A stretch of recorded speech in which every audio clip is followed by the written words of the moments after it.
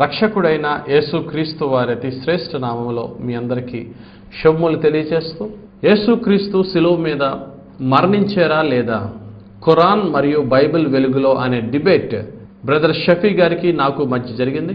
సుమారుగా 4 గంటల సేపు జరిగిన ఆ డిబేట్లో యేసయ్య యొక్క అత్యున్నతమైన కృపలో ఎంతో ప్రభు నా మహిమార్థంగా ఆ డిబేట్ జరిగింది. సుమారుగా 4 గంటల సేపు జరిగిన ఈ డిబేట్ అయిన తర్వాత కొన్ని రోజులకి క్రైస్తవ విశ్వాసులను బలపరచడానికి ఆ యొక్క డిబేట్లో నేను ఏమైతే మాట్లాడానో, ఏ విధంగా షఫీ గారు క్రైస్తవ విశ్వాసానికి విరోధంగా యేసు ప్రభు శిలువ మీద మరణించలేదని ఏ విషయాల్లో ఆయన విభేదించారో వాటిని నేను ఒక 1 అవర్ డివిడీని ప్రిపేర్ చేసి చర్చ్లోనూ ఇంకా అనేక మంది క్రైస్తవ విశ్వాసులు ఈ యొక్క డివిడీని తీసుకోవడం జరిగింది. అయితే గమనించండి, ఈ డివిడీ నేను రిలీజ్ చేసిన బహు కొద్ది దినాల్లోనే మరి షఫీ గారు ఆయన కూడా ఒక డివిడీ రిలీజ్ చేశారు. ఇదేంటంటే 4 అవర్స్ డిబేట్. ఆ యొక్క డిబేట్లో నేనేం మాట్లాడానో, షఫీ గారు ఏం మాట్లాడారో అంతా కూడా వివరించి చెప్పబడింది. ఈ డిబేట్ వెనకాతల ఫొటోస్ కూడా ఉన్నాయి. క్వశ్చన్ అవర్ జరిగింది, ఆ క్వశ్చన్ అవర్ మొత్తం పెట్టారు. మంచిది, సంతోషం. 4 అవర్స్ డివిడీ పెట్టారు. నేను ఇంత పెద్దగా ఇంత గ్రాండ్గా నేను రిలీజ్ చేయలేకపోయాను, షఫీ గారు రిలీజ్ చేశారు. మొత్తం అంతా పెట్టారని నేను సంతోషించాను. నేను ఏమైతే ఆయన చెప్పిన మాటలు నేను స్టూడియో రికార్డింగ్లో క్లారిఫై చేశానో, అదే విధంగా క్లారిఫికేషన్గా ఆయన కూడా డిబేట్ని ఆ యొక్క స్టూడియో రికార్డింగ్లో క్లారిఫై చేస్తూ నన్ను భయంకరంగా ఒక అబద్ధ పాస్టర్ అని, తెలిసి తెలియని జ్ఞానంతో డిబేట్కి వచ్చిన వాడినని, పాస్టర్ జోసెఫ్ ఎడ్వర్డ్స్ గారు ఎలాంటి అవగాహన లేకుండా గుడ్డిగా మాట్లాడారన్న వాస్తవం కూడా మనకు తెలుస్తుంది. ఆఫ్ నాలెడ్జ్ తో మాట్లాడారు. వారికి ఒక విషయం తెలుసు, మరొక విషయం తెలియదు. ప్రజల్ని కూడా మోసం చూసే ప్రయత్నం పాస్టర్ జోసెఫ్ ఎడ్వర్డ్స్ గారు చేశారు. అనేక మాటలు నన్ను దూషించుతూ ఈ దూషణ మాటలన్నీ కూడా ఈ డివిడీలు రిలీజ్ చేయడమే కాదు, యూట్యూబ్లో అప్లోడ్ చేసి అనేక మంది క్రైస్తవ విశ్వాసులకి కొరియర్ చేసి ఫ్రమ్ పాస్టర్ జోసెఫ్ ఎడ్వర్డ్స్ అని నా ఫోన్ నెంబర్ అక్కడ వేయడం జరిగింది. కొంతమంది ఫ్రమ్ పాస్టర్ జోసెఫ్ ఎడ్వర్డ్స్ అన్న వెంటనే వారు నాకు ఫోన్ చేసి, పాస్టర్ గారు మాకు మీరు ఒక డివిడీ పంపించారంటే, నేనేమి పంపించలేదు అన్నప్పుడు, లేదండి మీ పేరున ఒక డివిడీ వచ్చింది, అందులో మిమ్మల్ని దూషిస్తూ చాలా మాటలు ఉన్నాయి, మాకు వెంటనే అనుమానం వచ్చి మీకు కాల్ చేశామని చెప్పారు. ఈ విధంగా జరిగిన తర్వాత నేను అనుకున్నాను, ఏం చేయాలా ఈ విషయంలో. ఇప్పుడు మరలా నేను ఈ యొక్క డివిడీని లేక ఈ వీడియోని రిలీజ్ చేయడానికి గల కారణం, నన్ను తిట్టిన తిట్లకి ఇప్పుడు షఫీ గారిని కూడా నేను మరలా తిట్టే ప్రయత్నంతో అయితే నేను ఇక్కడ రాలే. ఒకవేళ అలా కనుక వస్తే ఇస్లాంని పాటిస్తున్న షఫీ గారికి, క్రీస్తు మార్గాన్ని పాటిస్తున్న పాస్టర్ జోసెఫ్కి ఏమీ తేడా ఉండదు. ఇంకా క్రీస్తు చెప్తున్న మాట ఏంటి, నా నిమిత్తము మనుషులు మిమ్మల్ని దూషించినప్పుడు దాన్ని మహానందంగా ఎంచుకోమన్నాడు, పరలోకమందు మీ ఫలం అధికమవుతుంది అన్నాడు. భక్తుడైనటువంటి పేతురు రాసిన మొదటి పత్రిక 3వ అధ్యాయం 16వ వచనంలో, మీలో ఉన్న నిరీక్షణకు హేతు అడిగిన వారికి సాత్వికముతో సమాధానం చెప్పమన్నారు. కాబట్టి ఒకడు దూషిస్తే వాడిని 10 మాటలు దూషించడం అనేది క్రైస్తవ విశ్వాసం కాదు. నేను ఇప్పుడు షఫీ గారిని దూషించడానికి రాలేదు, షఫీ గారిని నన్ను అన్న మాటలకి నేను ఏదో కౌంటర్ ఇవ్వడానికి రాలేదు. ఆయన ఏమైతే సత్యాన్ని అసత్యంగా ఏమైతే బోధించాడో దాన్ని నేను మా క్రైస్తవ సోదరులకి, అదే విధంగా ముస్లిం సోదరులు మీరు మంచి హృదయంతో అర్థం చేసుకుంటే నేను ఏం మాట్లాడాను, దానికి షఫీ గారు ఏమి కౌంటర్ రిలీజ్ చేశారు, ఇప్పుడు నేను ఏమి చెప్తున్నాను మీరు మంచి హృదయంతో అర్థం చేసుకోండి. అక్కడ క్రింద నా ఫోన్ నెంబర్స్ కూడా ఉన్నాయి, మీరు నాకు కాంటాక్ట్ చేయొచ్చు. నేను మాట్లాడిన మాటల్లో మిమ్మల్ని హర్ట్ చేసిన మాటలు ఏమన్నా ఉంటే మీరు డైరెక్ట్గా నన్ను అడగవచ్చు. ఒకవేళ నేను తప్పు చేస్తే క్షమించమని అడగడానికి కూడా నేను వెనకడుగు వేయను. జరిగిన డిబేట్ తర్వాత జరిగిన ఈ విషయాలన్నీ చూస్తే ఒక వాస్తవాన్ని, ఒక సత్యాన్ని మీ ముందు ఉంచాలని ఆశపడుతున్నాను. వీరిని నేను డిబేట్కి పిలవలేదు, వీరితో నేను డిబేట్కి లేక వాదనకి దిగుతానని చెప్పలేదు. యూనివర్సల్ ఇస్లామిక్ రీసెర్చ్ సెంటర్ వారే, ఈ యొక్క ఆర్గనైజేషన్ సెక్రటరీ అయినటువంటి ఇలియాస్ అహ్మద్ గారు, మరొక ముస్లిం సోదరులు ఇద్దరు వచ్చి, అయ్యా మీతో డిబేట్ కూర్చుంటామని వారు మా ఇంటికి వచ్చి మా చర్చ్ ముందు నిలబడి మీ బైబిల్లోనే మేము ప్రూవ్ చేస్తాము అని వారు అన్నప్పుడు నాకు ఇష్టం లేదని అంటే, నేను క్రైస్తవ విశ్వాసనే కానేమో, ఇంక పాస్టర్నే కానేమో అనే ఉద్దేశంతో క్రీస్తు కొరకు పౌరుషంతో దిగాను తప్ప వాళ్ళతో గొడవ పెట్టుకోవడానికో వాదనకో నేను దిగలేదు. క్రైస్తవుల యొక్క విశ్వాసం ఏంటంటే to win the people but not to win the argument. కాబట్టి నా ప్రియ సహోదరి సహోదరుడా, అనేకమైనటువంటి దూషణ మాటలు పలికిన నా యొక్క సహోదరుడు షఫీని మరి ప్రభువుకి అప్పగిస్తున్నాను. ప్రభు ఆయన్ని ఆయన కృపలో రక్షించాలని నేను ఆశపడుతున్నాను. ఆయన తప్పు ఆయన తెలుసుకుంటే చాలు. ఎదుటి వానితో మనం మాట్లాడే మాటల్లో ఎదుటి వాడిని హట్ చేస్తున్నామా, దూషిస్తున్నాము, అది వాళ్ళ యొక్క ఖురాన్కి కానీ వాళ్ళ యొక్క ఇస్లాం మతానికి కానీ అంగీకారమా వ్యతిరేకమా ఒక్కసారి తను పరీక్ష చేసుకోండి. ఈ డిబేట్లో నా మీద ఆయన నిందారోపణ చేసింది ఏంటంటే, మొట్టమొదటగా ప్రపంచంలో 2 రకాల ఖురాన్లు లేవు, ప్రపంచంలో ఒకే ఒక రకమైన ఖురాన్ ఉందని స్పష్టంగా తెలియచేసినప్పుడు మరి ఆ విషయం గురించి వారు పరిశీలించకపోగా కార్యక్రమం తర్వాత వారి స్టూడియో రికార్డింగ్ లో కూడాను తిరిగి ఖురాన్ గురించి అదే విషయాలు మాట్లాడుతూ ఖురాన్ మీద బురద జల్లే కార్యక్రమం పెట్టారు. ఖురాన్ మీద నేను బురద జల్లేనని అనేక మార్లు మాట చెప్పాడు. ఖురాన్ మీద నేను బురద జల్లడం ఏంటి అని ఒకసారి ప్రశ్నిస్తే, నేను ఆయనకి 3 ఖురాన్లను చూపించాను. 1 పవిత్ర ఖురాన్, 2 దివ్య ఖురాన్, 3 ఖురాన్ మస్జిద్. ఈ 3 ఖురాన్లు చూపించి దివ్య ఖురాన్లో ఆయన సిలువ మీద మరణించలేదు, అసలు ఆయన సిలువ వేయలేదని, పవిత్ర ఖురాన్లో ఆయన సిలువ వేశారు కానీ ఆయన సిలువ మీద మరణించలేదని, ఖురాన్ మస్జిద్లో ఆయన దేవుడైతే ఆ యొక్క మరణం నుంచి తప్పించుకోవచ్చు కదా అని ఈ విధంగా ఉందండి. దీనికి మీ ఆన్సర్ ఏంటి అని నేను అడిగాను. ఒకవేళ నేను ఖురాన్లో లేనిది నేను ఖురాన్ బ్లేమ్ చేస్తే అది బురద జల్లినట్టు. అల్లా గారిని కానీ మహమ్మద్ ప్రవక్తని కానీ నేను దూషిస్తే ఖురాన్ మీద బురద జల్లినట్టు. ముస్లిం సోదరుల్ని దూషిస్తే ముస్లిం మతం మీద బురద జల్లినట్టు. నేను ఉన్న వాస్తవమైన ఖురాన్ ముందు పెట్టి అడిగినప్పుడు దాన్ని ఆయన క్లారిఫై చేస్తే అది ప్రాబ్లం కాదు. చెప్పొచ్చు ఆయన, మేము పాటిస్తున్న ఖురాన్ ఇది మేము పాటించట్లేదు అని ఆయన చెప్పొచ్చు. ఇందులో నేను బురద జల్లింది ఏమీ లేదు. ఉదాహరణకి పవిత్ర ఖురాన్ ఉంది. ఆ యొక్క పవిత్ర ఖురాన్ని ఎవరైతే ఖాదియన్లు ఫాలో అవుతున్నారో ఆ యొక్క ఖాదియన్ వర్గాన్నే ముస్లిమ్స్ బహిష్కరించారని, ఆ ఖురాన్ని అరబ్ కంట్రీస్లో బ్యాన్ చేశారని, అల్లా ఆ యొక్క ఖురాన్ రాకుండా ప్రొటెక్ట్ చేశారని బ్రదర్ షఫీ చెప్పారు. ఒకవేళ అల్లా అదే ఖురాన్ని రానోకుండా ప్రొటెక్ట్ చేస్తే ఈ రోజుని మరలా ఇన్ని సంవత్సరాలు అయినా సరే అవే ఖురాన్లు నాకు ఎలా దొరికినాయి? పవిత్ర ఖురాన్ అమ్ముతున్నారు, దివ్య ఖురాన్ అమ్ముతున్నారు, ఖురాన్ మస్జిద్ అమ్ముతున్నారు. ఈ 3 అమ్ముతున్నారు కాబట్టి నా దగ్గరికి వచ్చినాయి, అవే నేను చూపించాను. ఆ చూపించడమే తప్పైతే మరి ఆయన డిబేట్లోకి వచ్చినప్పుడు ఆయన మంచిగా పాజిటివ్గా రిసీవ్ చేసుకుని ఒక పాజిటివ్ ఆన్సర్ ఇవ్వడానికి ఆయన సిద్ధంగా ఉండాలి. నన్ను ఒక మాట అన్నారు, బైబిల్ న్యూస్ పేపర్ చదివినట్టు చదవకూడదండి అని వ్యంగ్యంగా నన్ను కామెంట్ చేశారు. బైబిల్ గురించి బోధించే ముందు బైబిల్ ఎలా చదవాలో నేర్చుకుని ఆ తర్వాత బైబిల్ని బోధించాలి. ఆయన నన్ను ఒక మాట అంటే నేను ఒక మాట అనడం చాలా ఈజీ. నేను వెంటనే మైక్ తీసుకుని ఖురాన్ని ఒక స్పోర్ట్స్ స్టారో ఒక ఫిల్మ్ ఫేరో చదివినట్టు చదవకూడదండి అని నేను అన్నాను అనుకోండి. డిబేట్లో అనలేదు, తర్వాత రికార్డింగ్లో అనలేదు, మరలా ఇప్పుడు నేను రికార్డ్ చేస్తున్నప్పుడు ఇప్పుడు అనట్లేదు. ఒకవేళ అంటే మీ యొక్క ఫీలింగ్స్ హర్ట్ అవుతాయా హర్ట్ అవ్వా? ఒక ముస్లిం సోదరుడుగా, ఒక ముస్లిం నాయకునిగా, వక్తగా ఒకసారి మిమ్మల్ని మీరు పరీక్ష చేసుకోమంటున్నా.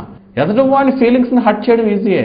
నీ ఫీలింగ్స్ని ఒక్కసారి హర్ట్ అవుతే ఏ విధంగా ఉంటుంది అనేది కూడా ఒకసారి మిమ్మల్ని మీరు ప్రశ్నించుకుంటే బాగుంటుంది.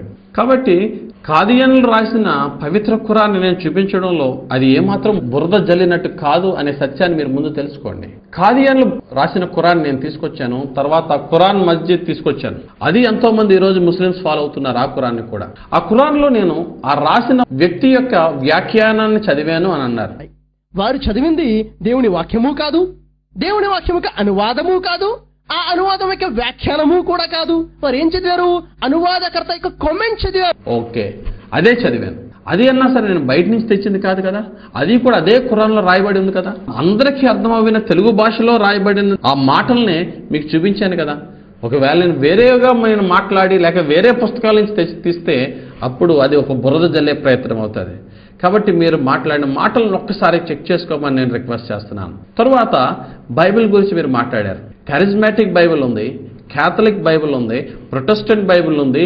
ఇన్ని బైబిల్స్ ఉన్నాయి, ఖురాన్లలో అన్ని ఖురాన్లు లేవు అన్నారు. 66 పుస్తకాలున్న బైబిల్ని విశ్వసించేవారు కూడాను క్రైస్తవులే. వారు క్రైస్తవులు కాకుండా పోలేదు.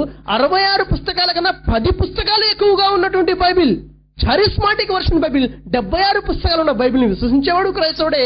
రకరకాల బైబిల్స్, ఏ బైబిల్ని నమ్మినా కానీ, ఏ బైబిల్ని విశ్వసించినా కానీ వారు క్రైస్తవులు కాకుండా పోవట్లేదు. ఇది బైబిల్ యొక్క పరిస్థితి. కానీ ఖురాన్ ఒక్క వాక్యం ఒక అనువాదం తేడా వచ్చినందుకే పట్టుబడి వారు ముస్లింలు కాకుండా పోయారు. ఇది ఖురాన్ యొక్క ప్రత్యేకత. నేను ఒకటే చెప్తున్నా, మీరు ఎన్ని బైబిల్స్ తెచ్చుకోండి, సృష్టిలో ఎన్ని బైబిల్స్ ఉన్నాయో అన్ని బైబిల్స్ తీసుకురండి.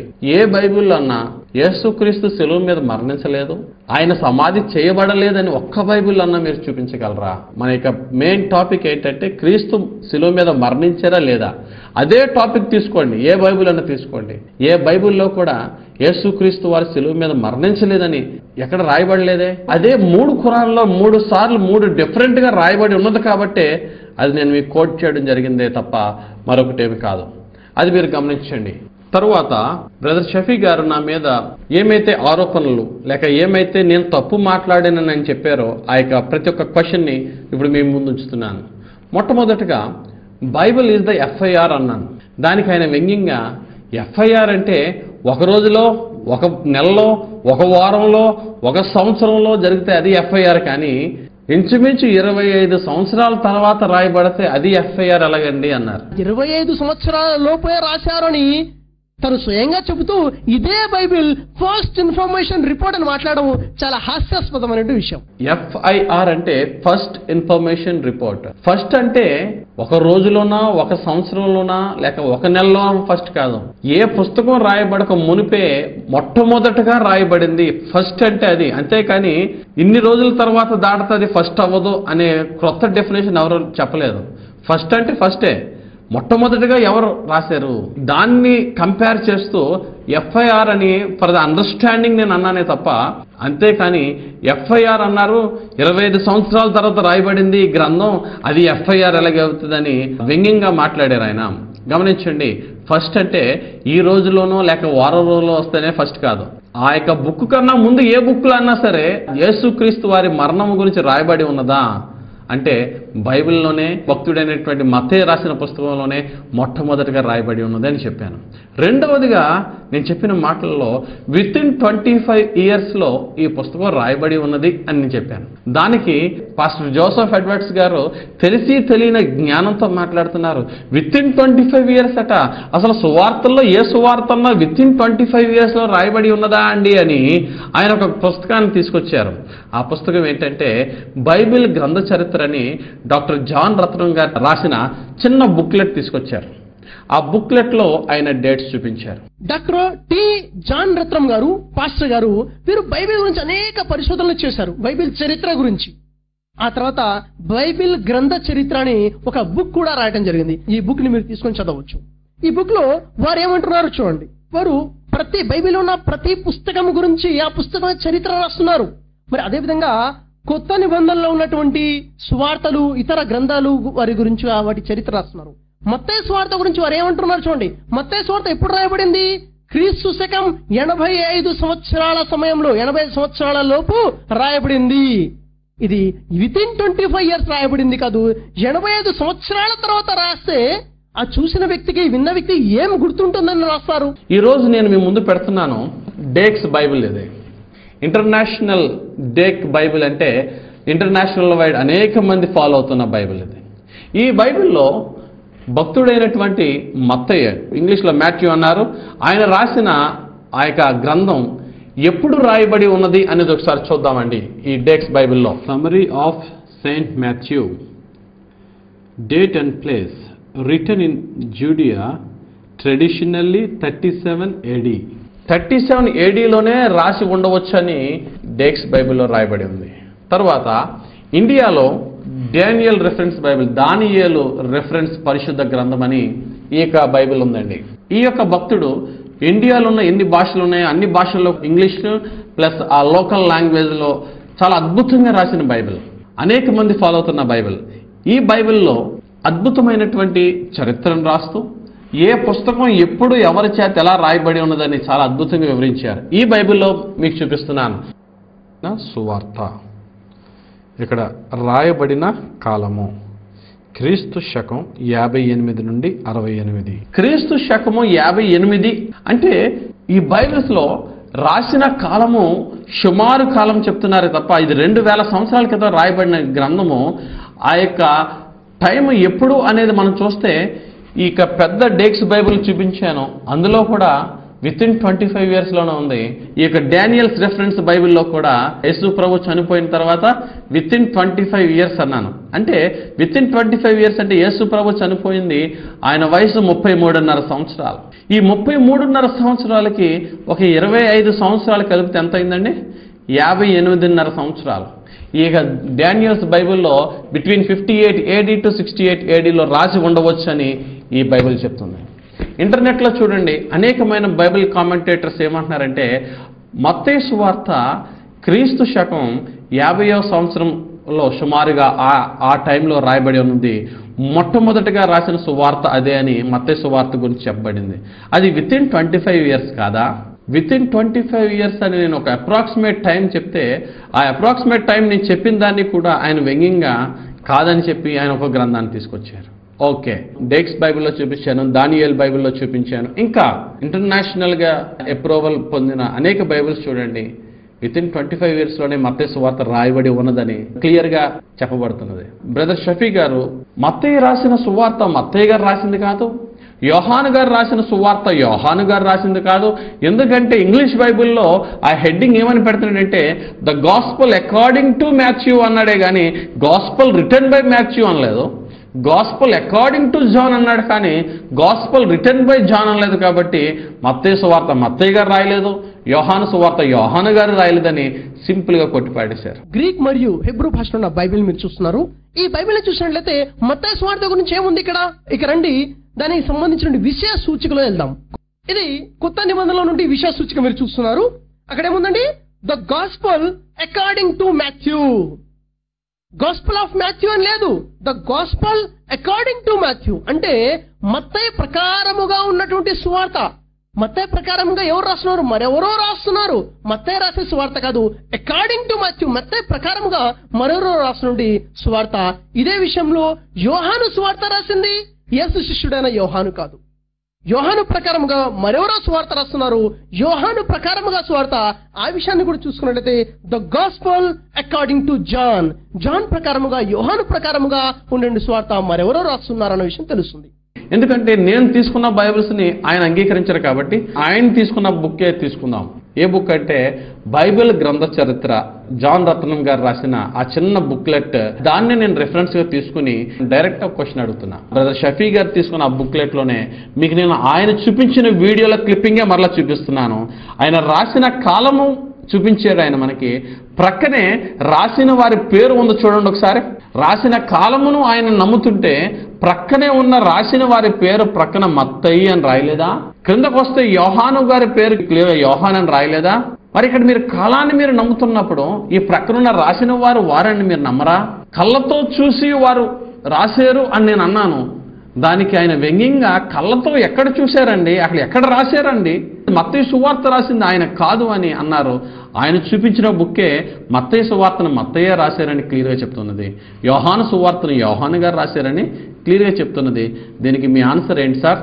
ఒకసారి మిమ్మల్ని మీరు ప్రశ్నించుకోండి. మీరు చూపించిన బుక్కే మీరు మాట్లాడుతుంది రాంగ్ అని చెప్తుంది. నెక్స్ట్, ఆయన యోహాను సువార్తని యోహాను గారు రాయలేదంటూ ఆయన కోట్ చేసిన రెఫరెన్సెస్ కూడా మీకు చెప్తున్నాను.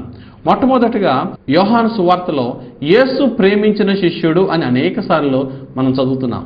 యేసు ప్రేమించిన శిష్యుడు ఎవరంటే ఏ క్రైస్తవ విశ్వాసిని అడిగినా, ఎన్ని రకాలైనటువంటి Bibles charismatic or Catholic or Protestant or any Bible తెచ్చుకున్నా యేసు ప్రేమించిన శిష్యుడు యోహాన్ అని తప్ప వేరే శిష్యుడికి యేసు ప్రేమించిన శిష్యుడు అనే టైటిల్ ఎక్కడా ఇవ్వబడలే.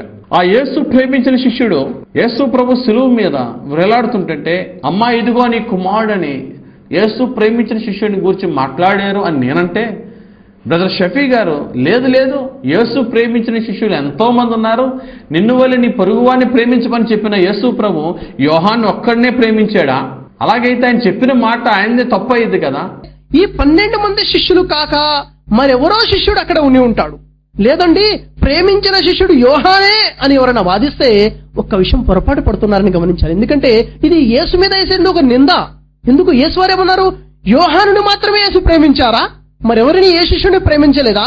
నిన్ను వల్ల నీ పొరుగువారిని ప్రేమించమని బోధించిన యేసు వారు కేవలం యోహాన్నే ప్రేమించాడండి. యోహాను మాత్రమే ప్రేమించిన శిష్యుడు అంటే మరెవరిని ప్రేమించలేదు. ఆయన మాత్రం నిన్ను వల్ల నీ పొరుగువారిని ప్రేమించని బోధించారే తప్ప ఆయన ఎవరిని ప్రేమించలేదు అన్నట్టుగా ఉంటుంది. యేసు వారు ప్రతి ఒక్కరిని ప్రేమించారు. ఆ ప్రేమించిన శిష్యుల్లో ఒక శిష్యుడు అక్కడ ఉన్నాడు. అక్కడ ఉన్నది మాత్రం యోహాను, ఎంతకన్నా ఎంత మాత్రమూ కాదు. ప్రియ నా సహోదరి సహోదరుడా, ఆయన వాదించిన వాదన ఎంతో వరకు న్యాయం అనేది ఒక్కసారి మంచి హృదయంతో, బయాస్డ్ మైండ్తో కాకుండా నేను క్రిస్టియన్ని ఇలాగే థింక్ చేస్తాను, నేను ముస్లింని ఇలాగే థింక్ చేస్తానని కాదు. బైబిల్లో యేసు ప్రేమించిన శిష్యుడు అనే టైటిల్లో ఇంకొక శిష్యునికి కానీ ఎక్కడన్నా సరే ఆయన ఆ టైటిల్ ఇచ్చినట్టుందా? రెండవదిగా ఆయన చూపించిన రెఫరెన్స్ని కూడా మనం చూద్దాం. యోహాను సువార్త 19వ అధ్యాయము 34-35 వచనాలు. సైనికులలో ఒకడు ఈటుతో ఆయన ప్రక్కను పొడిచెను, వెంటనే రక్తమును నీళ్లును కారెను. ఇది చూచిన వాడు సాక్ష్యమిచ్చుచున్నాడు, అతని సాక్ష్యము సత్యమే. మీరు నమ్మునట్లు అతడు సత్యము చెప్పుచున్నాడని ఆయన ఎరుగును. యేసు ప్రభువు శిలువ మీద వేలాడుతున్నప్పుడు అక్కడ యోహాను ఉన్నాడు. ఆయన కళ్ళతో చూసి ఆయనే సాక్ష్యం ఇచ్చాడని నేను చెప్తే, ఇది చూసిన వాడు యోహాను కాదు, ఇంకా మరొక శిష్యుడు ఉన్నాడు, ఆ శిష్యుడు చెప్పాడు అన్నాడే కానీ ఆ శిష్యుని పేరేంటో బ్రదర్ షఫీ గారు చెప్పలేదు. అదే పుస్తకంలో యోహాను సువార్త 21వ అధ్యాయం 24వ వచనంలో చూసినట్లయితే, ఈ సంగతులను గూర్చి సాక్ష్యమిచ్చుచు ఇవి రాసిన శిష్యుడు ఇతడే, ఇతని సాక్ష్యము సత్యమని ఎరుగుదుము. దీన్ని రాస్తున్న శిష్యుడు ఇతడే అని తాను చెప్పుకుంటున్నారు. కాబట్టి యేసు ప్రభు శిలువ దగ్గర ఉన్న శిష్యుడు యోహానని, ఆయన రొమ్మును ఆనుకున్న శిష్యుడు యోహానని, యోహాను సువార్త రాసిన శిష్యుడు యోహానని బైబిల్లో చూసిన రెఫరెన్సెస్లో మనము క్లియర్గా తెలుసుకుంటున్నాం. ఆయన యోహాను కాదు, లేక మత్తయి సువార్త రాసిన శిష్యుడు మత్తయ్య కాదు అనడానికి బ్రదర్ షఫీ గారు చెప్తున్న మాట ఏంటంటే, ఒకవేళ వాళ్ళే కనుక రాస్తే డైరెక్ట్గా నేను అని చెప్పొచ్చు కదా. ఆయన ఉదాహరణకి మత్తయి సువార్త రాసింది మత్తయి కాదని మత్తయి సువార్తలో మనకు తెలుస్తుంది. ఉదాహరణకి మత్తయి సువార్త 9వ అధ్యాయం 9వ వాక్యం మనం జాగ్రత్తగా పరిశీలిస్తే మత్తయి సువార్త ఎవరు రాశారన్న విషయం మనకు తెలుస్తుంది. ఒకవేళ మత్తయే, యేసు శిష్యుడైన మత్తయే రాసి ఉన్నట్లయితే ఆ వాక్యం ఎలా ఉండాలి? యేసు అక్కడ నుండి వెళ్ళుచు సుంకపు మెట్టునొద్ద కూర్చొని ఉన్న మత్తయి అను ఒక మనుషుణ్ణి చూసి అని ఉండదు, మత్తయి అను నన్ను చూసి అని రాయాలి. ఒక మనుషుణ్ణి చూసి అంటే రాస్తుంది మత్తయి కాదు. నన్ను వెంబడించమని అతనితో చెప్పగా కాదు, నాతో చెప్పగా అని మత్తయి రాయాలి. అతడు లేచి ఆయనను వెంబడించను, అతడు లేచి కాదు, నేను లేచి ఆయనను వెంబడించను అని ఉండాలి. అక్కడ నేను అని సంభాషణ లేదు, అతడు మత్తయి అని ఒక మనుష్యుడు గురించి ఎవరు రాస్తున్నారు? మరొకడు రాస్తున్నాడు. ఈ విషయాన్ని తెలిసినటువంటి వ్యక్తి, ఈ విషయాన్ని గురించి విన్నటువంటి వ్యక్తి రాస్తున్నాడు. ఇది మత్తయి సువార్త 9వ అధ్యాయం 9వ వాక్యం ప్రకారంగా మత్తయి సువార్త రాసింది యేసు శిష్యుడైన మత్తయి కాదు. మత్తయి సువార్త 9వ అధ్యాయం 9వ వచనాన్ని చూపిస్తూ చూడండి ఆ మాట. యేసు అక్కడ నుండి వెలుచు సుంకపు మెట్ట నొద్ద కూర్చుండి ఉన్న మత్తయి అను ఒక మనుషుని చూచి, ఇక్కడ ఆయన పాయింట్ తీసుకుని మత్తయి అను ఒక మనుషుని చూచి అని రాయకూడదు.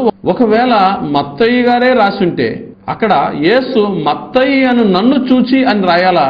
ఈ మత్తయి భక్తుడు రాయలేదు కాబట్టి మత్తయి అను ఒక మనుషుని చూసి అని రాయబడి ఉన్నది కాబట్టి ఇది మత్తయి భక్తుడు రాసిన సువార్త కాదు, అది యోహాను గారు రాసిన సువార్త కాదు అని బ్రదర్ షఫీ గారు వాదించారు. అయితే ఇప్పుడు ఒక ప్రశ్న అడుగుతున్నాను. ఆది కాండము, నిర్గమాకాండము, లేవి కాండము, సంఖ్యాకాండం, ద్వితీయోపదేశ కాండం, టోరా, ఈ యొక్క 5 పుస్తకాలు రాసింది భక్తుడైనటువంటి మోషే అని అందరూ నమ్ముతున్నారు.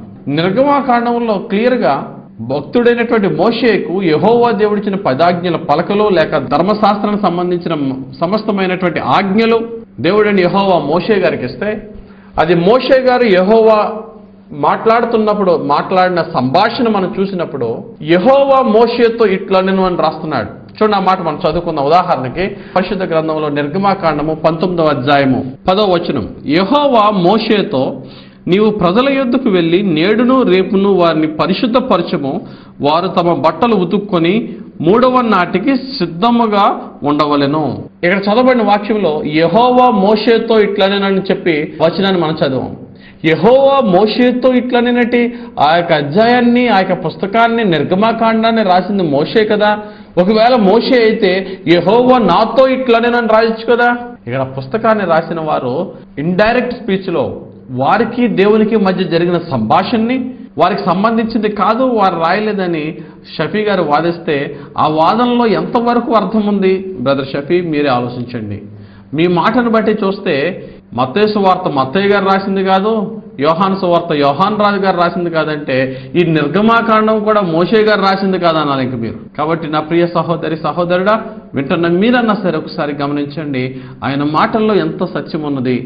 ఆయన డైరెక్ట్ స్పీచ్ని, ఇండైరెక్ట్ స్పీచ్ని ఆ మాత్రం ఐడెంటిఫై చేయకుండా రాసిన గ్రంథకర్తలు గాస్పల్ అకార్డింగ్ టు అని ఉంది కాబట్టి గాస్పల్ రిటర్న్ బై మాథ్యూ అని లేదు, అకార్డింగ్ టు అని ఉంది కాబట్టి మత్తయ్య గారు రాసింది కాదు అన్నారు. ఒక న్యూస్లో కానీ ఒక ఇంటర్వ్యూలో కానీ మనం చెప్తున్న మాటలు ప్రింట్ చేస్తున్నారు. ప్రింట్ చేస్తున్నప్పుడు ఆ మాటలు ఎవరి నుంచి వచ్చాయి? నేను చెప్తున్న మాటలు ప్రింట్ చేస్తే అకార్డింగ్ టు జోసెఫ్ ఎడ్వర్డ్స్, అంతేకాని వాళ్ళ చేతితో రాసినవి కాదు. వాళ్ళు ఇంకొకరితో రాయించుంటారు, వాళ్ళే చేతితో రాసిన ఇంకొక రైటర్తో పెట్టి రాయించిన ఆ మాటలు ఎవరు రాశారు, ఎవరు చెప్పారు, ఎవరి హ్యాండ్ రైటింగ్ అని ముఖ్యం కాదు, ఎవరు చెప్తే రాశారు. నేను చెప్పిన మాటలు పేపర్లో ప్రింట్ అవ్వచ్చు, లేక ఇంకో మ్యాగజైన్లో ప్రింట్ అవ్వచ్చు. నేను మాటలే చెప్పాను కదా, నేను రాయలేదు కదా, నేను ప్రింట్ చేయలేదు కదా, మా మాటలు నావి కావాలంటే కుదరదు. కాబట్టి నా ప్రియ సహోదరి సహోదరుడా, ఈ మాటలను బట్టి బ్రదర్ షఫీ గారు చెప్పిన మాటల్లో ఎంతవరకు సత్యం ఉన్నది ఒకసారి ముస్లిం సహోదరులు మీరే సహృదయంతో ఆలోచించండి. తరువాతగా షఫీ గారు ఖురాన్ చూపిస్తూ 600 సంవత్సరాల తర్వాత వచ్చిన ఈ ఖురాన్ అని పాస్టర్ జోసెఫ్ గారు అంటున్నారు. ఈ 600 సంవత్సరాల తర్వాత వచ్చిన ఖురాన్ అయినప్పటికీ కూడా అసలు ఈ ఖురాన్ రాబోతున్నదని బైబిల్లోనే ఉంది. యోహాను సువార్త 16వ అధ్యాయం 13వ వచనంలో ఎంతో స్పష్టంగా ఖురాన్ గురించి ఉంది అన్నారు. ఇదే విషయం గురించి బైబిల్ కూడా సాక్ష్యం చెప్తుంది. యోహాను సువార్త 16వ అధ్యాయము 13వ వాక్యం చూసినట్లయితే ప్రవక్త ముహమ్మద్ సల్లల్లాహు అలైహి వారి గురించి ఒక లేఖనం అక్కడ కనబడుతుంది. అతను తనంతట తాము ఏమీ బోధించక వేటినైతే వింటాడో అదే బోధిస్తాడు, జరగబో సంగతులను అతను మీకు తెలియచేస్తాడు. అతను నా వాటిలోనివి తీసుకుని మీకు తెలియచేస్తాడు కాబట్టి నన్ను మహిమపరచునని యేసువారు తెలియచేశారు. అసలు యోహాను సువార్త 16వ అధ్యాయం 13వ వచనం ఎవరి గురించి రాయబడి ఉంది? మహమ్మద్ అనే ప్రవక్త గురించి ముందుగానే యేసు ప్రభు చెప్తున్నారని ఆయన వాదించారు. నేను అదే అధ్యాయంలో అదే వచనాన్ని నేను మీ ముందు చదివి వినిపిస్తున్నాను. క్రైస్తవ సహోదరులు అర్థం చేసుకుని అసలు ఇది ఎవరి గురించి చెప్పబడుతున్నది నా ముందు ప్రసంగంలో కూడా చెప్పాను. ఫస్ట్ రికార్డ్ అయిన దాంట్లో ఎప్పుడైనా ఒక వర్స్ అవుతే దాని ముందు వర్సు వెనకాతల వర్స్ కూడా చదవమని చెప్పాను. అదే మాటలు ఆయన కూడా రిపీట్ చేశారు.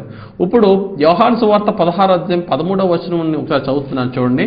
అయితే ఆయన అనగా సత్య స్వరూపి అయిన ఆత్మ వచ్చినప్పుడు మిమ్మును సర్వసత్యములోనికి నడిపించును. ఆయన తానంతట తానే ఏమీయూ బోధింపక వేటిని వినునో వాటిని బోధించి సంభవింపబోవు సంగతులను మీకు తెలియజేయును. ఆయన సొంతంగా ఏమి బోధించకుండా ఆయన ఏమి విన్నారో అవే బోధిస్తారని యేసు ప్రభు ఇక్కడ ఆత్మ అనగా పరిశుద్ధాత్మ. ఇంకా కొంచెం ముందుకెళ్ళి 7, 8, 9 వచనాలు మనం చూసినట్లయితే ఈ మాటలు యేసు ప్రభు వారు ఎవరి గురించి చెప్తున్నారంటే ఆదరణకర్త అయినటువంటి పరిశుద్ధాత్మను మీ యొద్దకు పంపుచున్నానని చెప్తున్న మాటలు ఇవి. పరిశుద్ధాత్మ గురించి యేసు ప్రభు చెప్తున్న మాటల్ని షఫీ గారు మహమ్మద్ ప్రవక్త 600 సంవత్సరాలు రాబోతున్న ప్రవక్త గురించి బైబిల్లో స్వయంగా యేసు ప్రభువే ప్రవచించారని చెప్తున్నారు. నేను ఒకటి అడుగుతున్నాను షఫీ గారిని, మీ ఖురాన్ తప్పనో మీ ఖురాన్లో అన్ని తప్పుడు మాటలు ఉన్నాయనో మేమేమి మిమ్మల్ని అనట్లే, లేక మీ ఖురాన్లో బైబిల్ గురించి ఈ విధంగా రాయబడి ఉన్నదనో మేము అనట్లే. బైబిల్లో మేము నమ్ముతున్న మా విశ్వాసంలో యేసు ప్రభు పరిశుద్ధాత్మ గురించి చెప్తున్న మాటల్ని, అది మహమ్మద్ గురించి చెప్పబడిన మాటలని మా బైబిల్లో మీకు అడాప్ట్ చేసేసుకుని మా యొక్క విశ్వాసానికి విరోధంగా మీరు మాట్లాడి క్రైస్తవ విశ్వాసుల్ని హట్ చేస్తూ మాట్లాడుతున్న మాటల్ని ఒక్కసారి మిమ్మల్ని మీరు పరీక్ష చేసుకోండి. ఒకవేళ అవి మీరు మహమ్మద్ అని నమ్ముకుంటే అది మీ ఇష్టం. అంతేకాని క్రైస్తవుల దగ్గరికి వచ్చి క్రైస్తవుల యొక్క బైబిల్లోనే తీసి పరిశుద్ధాత్మని ఎంత పరిశుద్ధంగా మేము ఆరాధిస్తామో అటువంటి పరిశుద్ధాత్ముడిని కాదని ఆ యొక్క పరిశుద్ధాత్ముడి ప్లేస్లో మహమ్మద్ని పెట్టేసి మా బైబిల్లో తీసి మాకే చెప్తుంటే క్రైస్తవుల యొక్క మనోభావాలు ఎలా హర్ట్ అవుతున్నాయి అనేది మీరు అర్థం చేసుకోవట్లేదు. దాన్నే మీరు సత్యం అనుకుంటున్నారు. సత్యమైతే సత్యాన్ని నమ్ముతారో అసత్యాన్ని నమ్ముతారో అది మీ ఇష్టం. మిమ్మల్ని ఎవరూ ఆహ్వానించట్లేదు.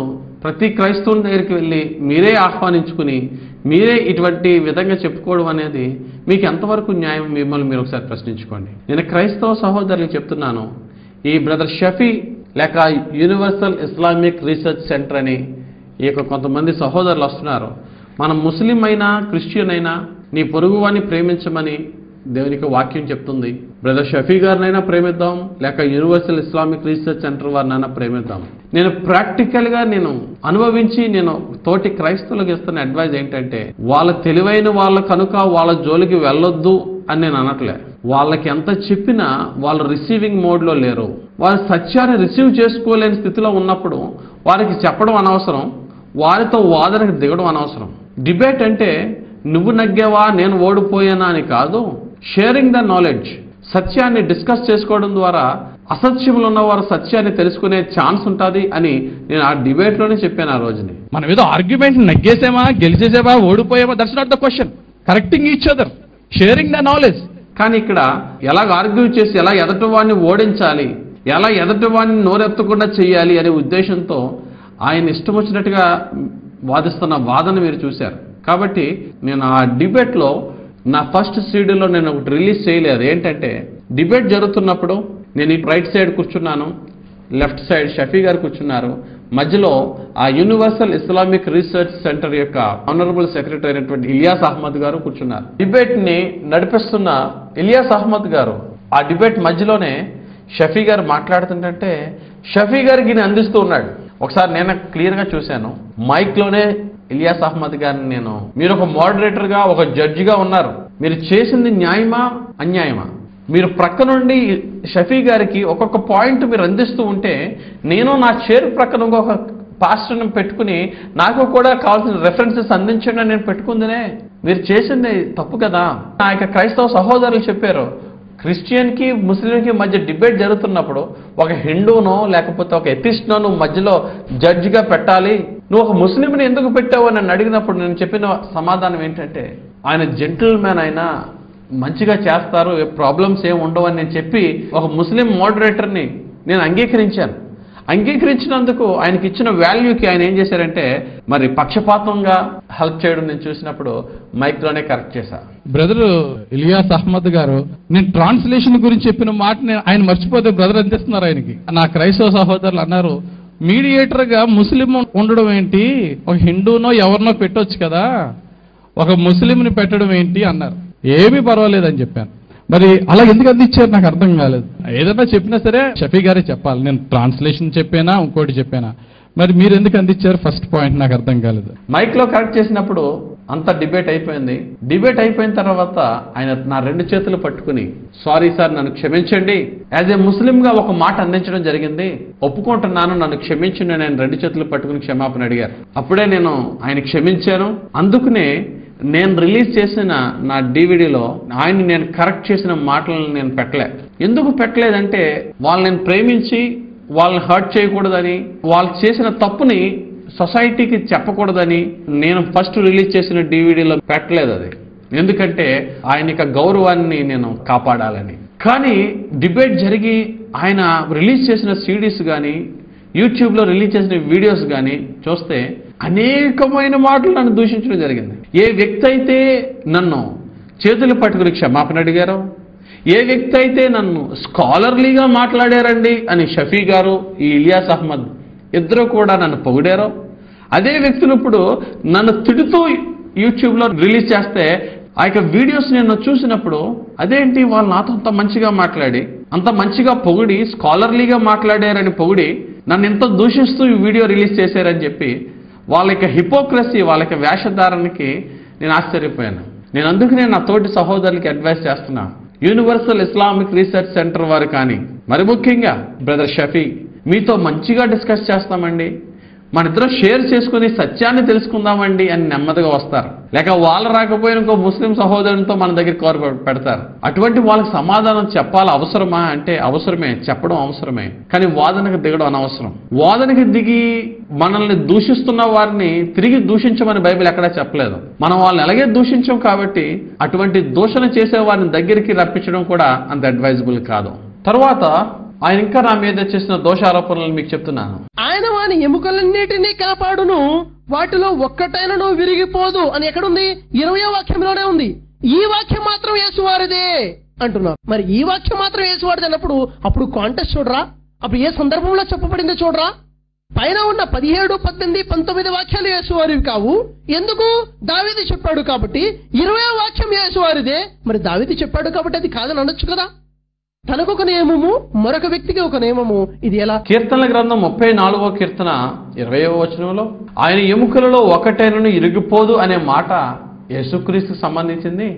పైన చెప్పబడిన 17, 18, 19 వచనాల్లో నీతిమంతునికి కలుగు ఆపదలు అనేకములు అయినను వాటన్నిటి నుండి యెహోవాను విడిపించును అనే మాట, ఇది మాత్రం యేసుక్రీస్తు వారికి కాదంటున్నారు.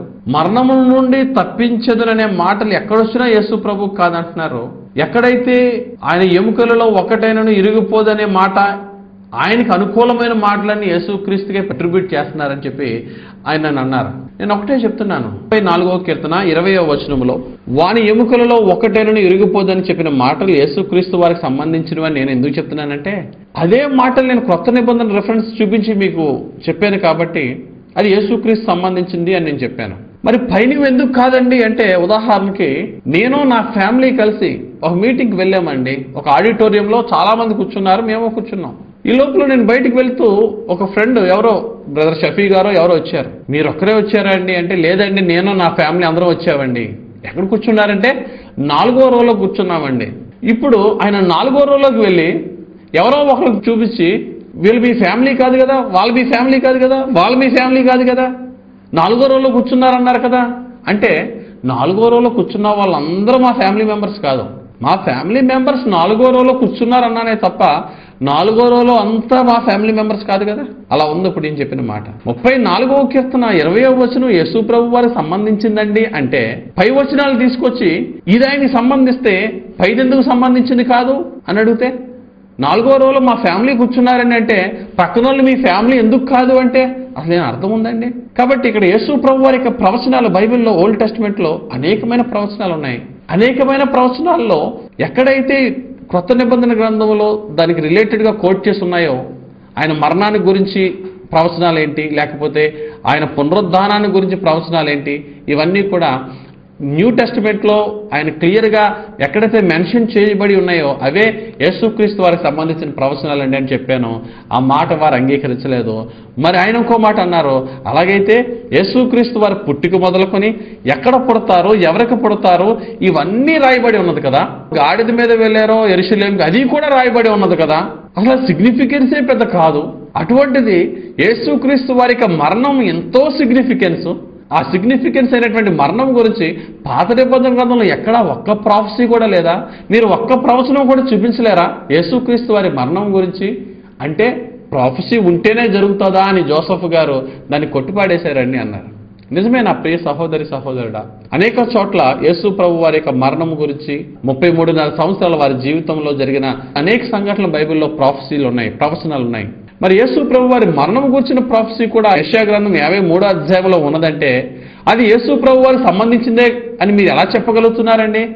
క్రొత్త నిబంధన గ్రంథంలో లేదు కదా అని అన్నారు. చూడండి, ఆ వీడియోలో కూడా మీరు చూడొచ్చు. యెషయా గ్రంథము 53వ అధ్యాయము 10వ వాక్యంలో చూసినట్లయితే, ఆయనను నలగగొట్టుటకు యెహోవాకి ఇష్టమాయను అనే వాక్యం గురించి పాస్టర్ జోసెఫ్ ఎడ్వర్డ్స్ గారు చెప్పారు. యెహోవాకు నలగగొట్టి, ఆయన నలగొట్టి ఇష్టమాయను. ఆ వాక్యం యేసు వారిదని మీరు ఎలా చెప్తున్నారు? కొత్త నిబంధనలో ఎక్కడ కూడా కోట్ చేయబడలేదు కదా. కోట్ చేయకపోతే యేసు వారిది కాదు అని మీరు నియమం పెట్టి అదే నియమానికి వ్యతిరేకంగా కోట్ చేయనటువంటి వాక్యాన్ని యేసు వారిదని చెప్పారు. యెషయా గ్రంథం 53వ అధ్యాయం 9వ వచనంలో మనం చూసినట్లయితే, అతడు మరణించినప్పుడు భక్తిహీనులతో అతనికి సమాధి నియమింపబడెను, ధనవంతుని యొద్ద అతడు ఉంచబడెను. యేసు ప్రభు చనిపోయిన తర్వాత ధనవంతుడైనటువంటి అరిమితై యోసేపు యొక్క సమాధిలో ఆయన సమాధి చేయబడ్డాడు. అదే మాట క్రొత్త నిబంధన గ్రంథంలో చాలా స్పష్టంగా రాయబడి ఉంది. ఇంతకన్నా ఏం చూపించాలా యేసు ప్రభు మరణం గురించి? ఈ మాటను చెప్తే ఆయన ఒకటే మాట అంటారు, అది యేసు ప్రభు వారికి సంబంధించిందని ఎలాగంటున్నారు? యెషయా గ్రంథం 53వ అధ్యాయము అతడు అతడు అని అనేక చోట్ల ఆయన యేసు ప్రభు గురించి రాయబడి ఉన్నదండి అని అంటే ఆయన అన్నారు, కొత్త నిబంధన గ్రంథంలో ఎక్కడా లేదు కదా, అయితే ఇది యేసు ప్రభు వారికి సంబంధించింది కాదు కదా, మరి ఆయన చెప్పింది ఆయనకే తప్పు అవుతుంది కదా అని షఫీ గారు అన్నారు. చూడు, నా వీడియోలో కూడా ఎలాగైతే నా మీద నిందించారు. యెషయా గ్రంథము 53వ అధ్యాయం గురించి మాట్లాడుకుంటూ ఈ అధ్యాయం మొత్తం యేసు వారిది అన్నారు. యెషయా గ్రంథం 53వ అధ్యాయం చూసినట్లయితే మొత్తం స్టార్టింగ్ నుంచి చివరి వరకు కూడా యేసయ్య మరణము గురించి ఎంత క్లియర్ గా రాయబడి చూడండి. నేను అడుగుతున్నాను, మరి కొత్త నిబంధనలో ఈ అధ్యాయం మొత్తం కోట్ చేయబడిందా? కోట్ చేయబడినప్పుడు ఈ అధ్యాయం మొత్తం యేసు వారిదని ఎలా చెప్పారు? ఆయన పెట్టిన నిబంధనకి వ్యతిరేకంగా ఎలా మాట్లాడారు?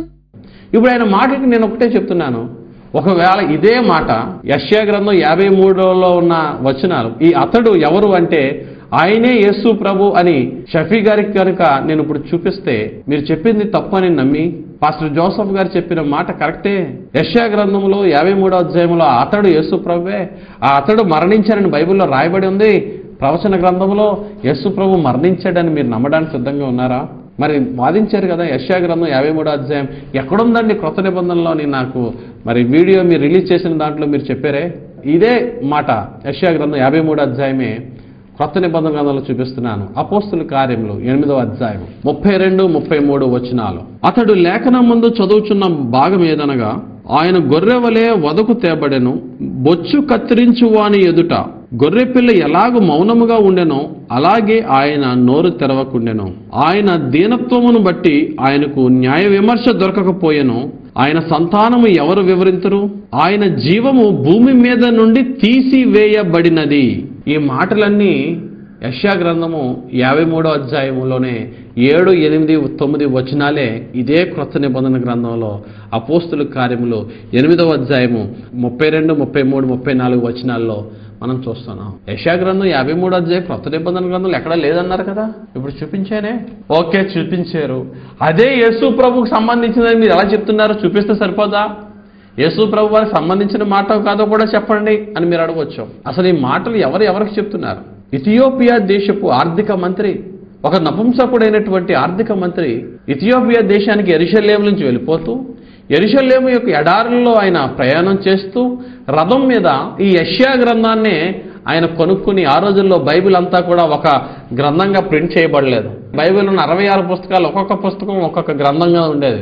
ఇథియోపియా దేశపు ఆర్థిక మంత్రి రథంలో వెళ్తున్నప్పుడు ఈ యెషయా గ్రంథాన్ని చదువుకుంటూ వెళ్తుంటే ఈ 53వ అధ్యాయంలో అతడు ఇక్కడ ఈ అతడు ఎవరు, ఆ ఆయన అనే ప్లేస్లో ఎవరిని పెట్టాలి నేను అని ఆయన ఆ ఇథియోపియా దేశపు ఆర్థిక మంత్రి తనలో తాను చింతిస్తున్నాడు. నాకు ఇది అర్థం అవ్వట్లేదేటని. అదే సమయంలో దేవుడు ఆయన యొక్క సేవకుడైనటువంటి ఫిలిప్పు గారిని పిలిచి, అర్జెంటుగా నీవు వెళ్ళి ఎడారిలో వెళ్తున్న ఆ ఇథియోపియా దేశపు ఆర్థిక మంత్రికి ఆ అతడు ఎవరో బోధించు అని చెప్పి పంపినప్పుడు ఆయన వెళ్ళి ఆయన బోధించినప్పుడు ఆ అతడు లేక ఆయన ఎవరు అని బోధిస్తూ ఆయన యేసు అని క్లియర్గా భక్తుడైనటువంటి ఫిలిప్ చెప్పడం జరిగింది. చూడండి, అదే మాట మనం చదువుకుందాం. అపోస్తుల కార్యములు 8వ అధ్యాయం 34వ వచనం చదువుకుందాం. అప్పుడు నపుంసకుడు, ప్రవక్త ఎవని గూర్చి ఎలాగూ చెప్పుచున్నాడు? తన్ను గూర్చియా వేరొకని గూర్చియా? దయచేసి నాకు తెలుపమని ఫిలిప్పును అడిగాను. ఫిలిప్పును అడిగాడు ఆయన నపుంసకుడు, ఈ ప్రవక్త ఎవరి గురించి చెప్తున్నాడు? ఇది తన్ను గురించేనా? యెషయా భక్తుడు ఆయన గురించే చెప్తున్నాడా లేక వేరొకరి గురించి చెప్తున్నాడా అని దేవుని యొక్క సేవకుడైన ఫిలిప్పు గారిని అడిగినప్పుడు ఇప్పుడు ఫిలిప్పు గారు ఆ అతడు ఎవరో చెప్తున్నారు. చూడండి 35వ వచనంలో, అందుకు ఫిలిప్పు నోరు తెరిచి ఆ లేఖనమును అనుసరించి అతనికి యేసును గూర్చి సువార్త ప్రకటించెను.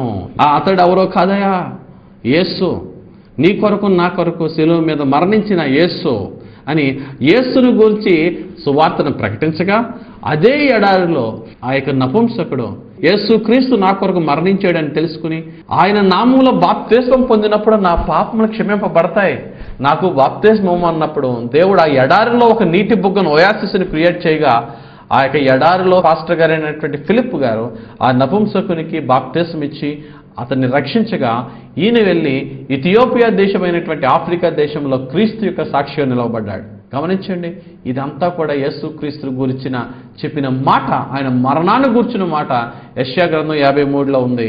అదే మీకు నూతన నిబంధన క్రొత్త నిబంధనలో కూడా చూపించాను.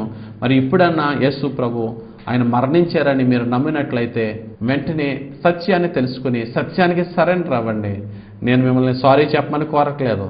నాకు తెలిసి మీరు ఈ DVD రిలీజ్ చేయడానికి గల కారణం, నన్ను తిట్టడానికి కారణం, నేను CD రిలీజ్ చేసిన తర్వాత ఆయన ఎన్ని విషయాల్లో తప్పు మాట్లాడారు అనేది షఫీ గారితో పాటు వచ్చిన ముస్లిం సహోదరునితో ఫోన్లో మాట్లాడి, మరి ఇన్నిసార్లు మీ బ్రదర్ షఫీ తప్పు మాట్లాడారు కదా, ఆయన నాకు సారీ చెప్పి కరెక్టేనండి పాస్టర్ జోసఫ్ మీరు చెప్పింది కరెక్టే అని ఒక మాట ఆయన చెప్పాలి కదండి అని నేను అడిగితే ఆ యొక్క ముస్లిం సహోదరుడు నవ్వాడు ఫోన్లో.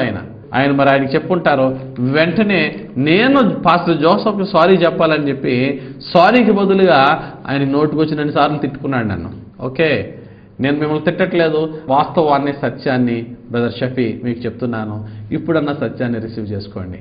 తరువాతగా చూసినట్లయితే బైబిల్లో ఉన్న కీర్తనలు 150 కీర్తనల్లో కొన్ని కీర్తనలు దావీదు భక్తుడి ద్వారా రాయబడిన కీర్తనలు సుమారుగా 73, కొన్ని ఆసాపు భక్తుడు రాసిన కీర్తనలు, కొన్ని కొరాహు కుమారులు రాసిన కీర్తనలు, ఒక కీర్తన భక్తుడైనటువంటి మోషే గారు రాసిన కీర్తన, 2 కీర్తనలు సొలొమోను రాసిన కీర్తనలు అని చెప్తూ కొన్ని కీర్తనలు, ఉదాహరణకి 118వ కీర్తన లాంటి కీర్తన లేక 116వ కీర్తన, ఈ కీర్తనలు ఎవరు రాశారు అనేది పైన రాయబడలేదు. వాటిని ఆర్ఫన్ సాంగ్స్ అన్నారు. అనాథ కీర్తనలు అంటే ఎవరు రాశారో ఆథర్ పేరు పైన రాయలేదు అని చెప్పానే కానీ ఇటువంటి ఆర్ఫన్ సామ్లో ఒక సామ్ అయినటువంటి 118వ కీర్తన 22వ వచనంలో ఇల్లు కట్టువారు నిషేధించిన రాయి మూలకు తలరాయి అని ఉంది. అదే 118వ కీర్తన పైన చూసినట్లయితే 17వ వచనంలో నేను చావను సజీవుడినై యెహోవా క్రియలు వివరించదను అని ఉంది. 118వ కీర్తన 22వ వచనంలో ఇల్లు కట్టువారు నిషేధించిన రాయి మూలకు తలరాయి అనే మాట యేసు ప్రభువుకు సంబంధించిన ప్రాఫెసీ అని క్రొత్త నిబంధనలో చూపించాను. అది యేసు ప్రభువుకు సంబంధించింది అన్నాను. పైన 17వ వచనంలో నేను చావను సజీవుడినై యెహోవా క్రియలను వివరించదని అనే మాట ఉంది.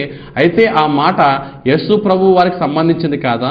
క్రింద మాట యేసు ప్రభువు వారికి సంబంధించినప్పుడు పై మాట యేసు ప్రభు వారికి సంబంధించింది కాదా అన్నారు.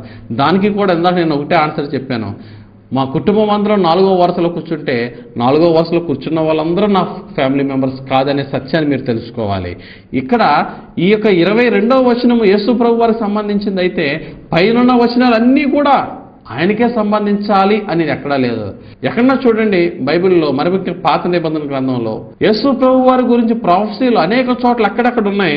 ఆ వచనం ఒకటి ఉంటే ఆ అధ్యాయం అంతా యేసు ప్రభు వారికి సంబంధించిందే అవి తీరాలని ఎక్కడా లేదు. కాబట్టి క్రింద వచనం ఉంది కాబట్టి పైది కూడా యేసు ప్రభు వారికి అంటే అది అసలు అర్థం లేదు. ఎందుకంటే పైన నేను చావను సజీవుడినై యెహోవా క్రియలను వివరించేదని అంటున్నాడు. అదే మాటని అదే అర్థం ఇచ్చే విధంగా భక్తుడైనటువంటి దావీదు కూడా 6వ కీర్తన 5వ వచనంలో మరణమైన వారికి నిన్ను గూర్చిన జ్ఞాపకం లేదు, పాతాళములో ఎవరు నీకు కృతజ్ఞతాస్తుతులు చెల్లించెదరు. ఇక్కడ భక్తుడైనటువంటి దావీదు తన యొక్క బాధను ఎక్స్ప్రెస్ చేస్తున్నాడు. ప్రభువా, నేను చనిపోతే మరణించిన తర్వాత నేను ఎలా స్తుతించగలను ప్రభువా? నేను సజీవుడినైతే నేను స్తుతిస్తాను అని ఆ యొక్క దావీదు తన యొక్క కష్టాల్లో ఉండి దేవునికి విజ్ఞాపన చేసుకుంటున్నాడు. అలాగే ఇక్కడ భక్తుడైనటువంటి కీర్తనాకారుడు 118వ కీర్తనాకారుడు కూడా నేను సజీవుడిని యెహోవాను స్తుతించదని అంటున్నాడు. ఆ మాటని ఆయన యేసు ప్రభు వారికి అట్రిబ్యూట్ చేసేసాడు. ఎందుకంటే కిందది యేసు ప్రభు వారికి సంబంధించింది కదా అని. మరలా చెప్తున్నాను, షఫీ గారు చెప్పిన మాటల్లో పాత నిబంధన గ్రంథంలో ఎవ్వరు ఏ భక్తుడైనా ప్రభువా నన్ను మరణం నుంచి రక్షించావంటే చాలు అది యేసు ప్రభు వారికి సంబంధించిన ప్రవచనమే. అది కాదు, అందులో వాస్తవం లేదనే సత్యాన్ని గమనించండి. అక్షరార్థం తీసుకోకూడదు, ఆత్మీయ అర్థం తీసుకోవాలన్నారు.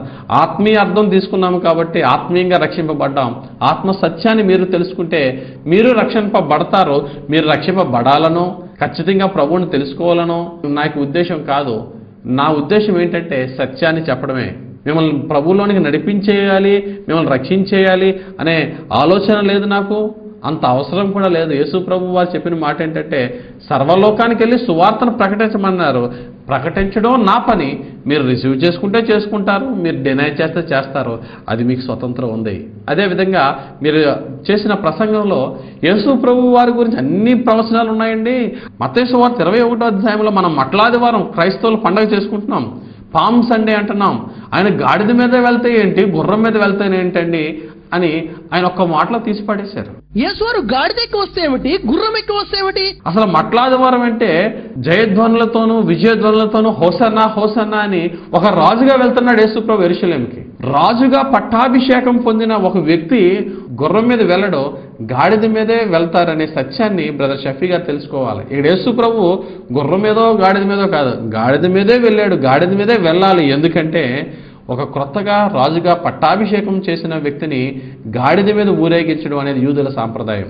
అందుకనే భక్తుడైనటువంటి దావీదు తన కుమారుడైనటువంటి సొలొమోనుని రాజు చేసినప్పుడు చూడండి, రాజుల మొదటి గ్రంథం 1వ అధ్యాయం 33వ వచనంలో అతన్ని రాజుగా చూసిన వెంటనే కంచరగాడిదెక్కించి ఊరేగించాడే తప్ప పెద్ద చారియట్టో రథమో గుర్రమో తేలేదు.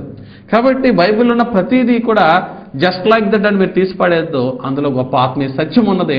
మీరు న్యూస్ పేపర్ చదివితే ఆ యొక్క ఆత్మీయ సత్యాన్ని తెలుసుకోలేరు మై బ్రదర్. తరువాత ఆ యొక్క డిబేట్లో బ్రదర్ షఫీ గారు చెప్పిన మరొక బ్లండర్ ఏంటంటే ఎత్తడి సర్పం గురించి జరిగిన డిస్కషన్. ఏమంటే ఒకసారి పొరపాటును మనం తప్పు మాట్లాడితే ఆ తప్పును మనం కరెక్ట్ చేసుకుంటే దాంతో అయిపోద్ది.